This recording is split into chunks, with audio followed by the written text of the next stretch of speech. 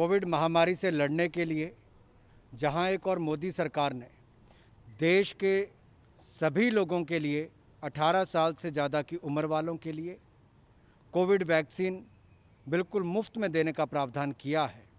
वहीं पर आज एक और बड़ा निर्णय जीएसटी काउंसिल की बैठक में किया गया, जहां 30 सितंबर तक ये सब सुविधाएं उपलब्ध होंगी, जिनमें से दवाइयों के ऊपर अगर देखा जाए तो जो टोसिलिज़ुमाब थी या ब्लैक फंगस के लड़ने के लिए, तो उसके लिए 5% जो लगता था जीएसटी, अब उसको नील कर दिया गया है। वहीं पर बाकी दवाइयों के ऊपर जो 12% या बाकी थे रेट्स, उसको भी कम करके मात्र 5% तक कर दिया गया। और इसके अलावा जो ऑक्सीजन से जुड़े हुए विषय हैं, चाहे वो ऑक्सीजन कॉन्सेंट्रेटर हैं, ऑक्सीजन मेडिकल ग्रेड ऑक्सीजन है, वेंटिलेटर हैं, वेंटिलेटर मास्क हैं, बाईपैप मशीन्स हैं, इनको भी जीएसटी रेट को कम करके मात्र 5% कर दिया गया है। इसके अलावा जो टेस्टिंग किट्स हैं, मशीन्स हैं, जिसके माध्यम से हमारा आरटीपीसीआर टेस्ट होता है, कोविड के टेस्ट होते हैं, इनको भी कोविड की टेस्टिंग किट्स को कम करके मात्र 5% जीएसटी किया गया है। और जो स्पेसिफाइड इन्फ्लामेटरी डायग्नोस्टिक किट्स हैं, इसको भी कम करके मात्र 5% किया गया है। इसके अलावा जो कोविड से लड़ने के लिए जो हमें रिलीफ मटेरियल देना होता है, पल्स ऑक्सीमीटर हो, पर्सनल इंपोर्ट्स हों या बाकी सब हों, उसको भी मात्र 5% किया गया है।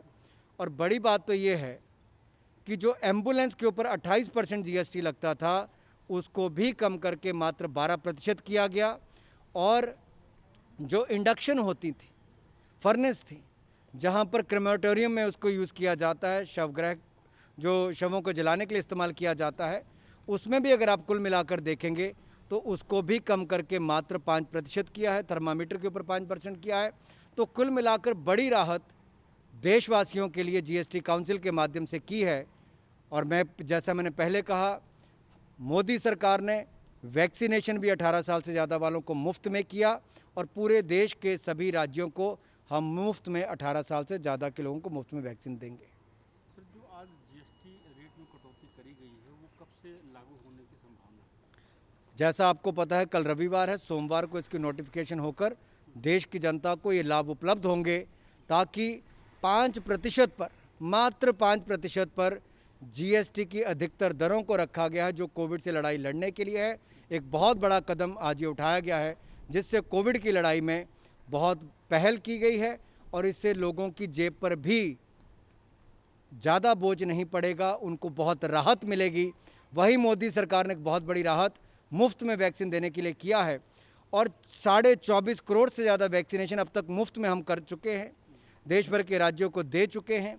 ये अपने आप में देखा जाए तो अमेरिका के बाद भारत एक ऐसा देश है जिसने इतनी बड़ी तादाद में वैक्सीनेशन की हो। भारत के बाद अगर कोई दूर दूर तक आता है तो शायद 7-8 करोड़ तक कोई और देश आता होगा। सर, दिग्विजय सिंह का एक क्लब हाउस चैट जो सामने आया है, जिसमें वो कह रहे हैं कि अगर उनकी सरकार वापस कश्मीर में आती है तो जो 370 का मामला है उसको फिर से रिलूट किया जाएगा। आपका क्या कहना है इस मामले में? देखिए, कांग्रेस का चेहरा एक बार फिर बेनकाब हुआ है। कांग्रेस की नीति, कांग्रेस को लेकर नीयत कैसी थी, वो भी सामने आई है। और इतने वर्षों तक जो कश्मीर में हज़ारों लोगों की जानें गई, सुरक्षा बल हो, कश्मीर के नागरिक हो, भारत के अन्य नागरिक भी हों, ये कांग्रेस की उन नीतियों के कारण हुए जिसने कश्मीर और बाकी देश के बीच में खाई बनाकर रखने का प्रयास किया। मोदी सरकार ने आकर अनुच्छेद 370-35 से मुक्ति दिलाई थी। कश्मीर में जो आतंकवादी घटनाएं थी वो भी कम हुई, पथराव की घटनाएं कम हुई, कश्मीर नई ऊंचाइयों की ओर आगे बढ़ने लगा। पहली बार कश्मीर में सेब की पूरी खरीद भी की गई, फसल की। ऐसे बहुत सारे कदम उठाए गए जो कश्मीर के हित में थे, जम्मू कश्मीर के हित में थे।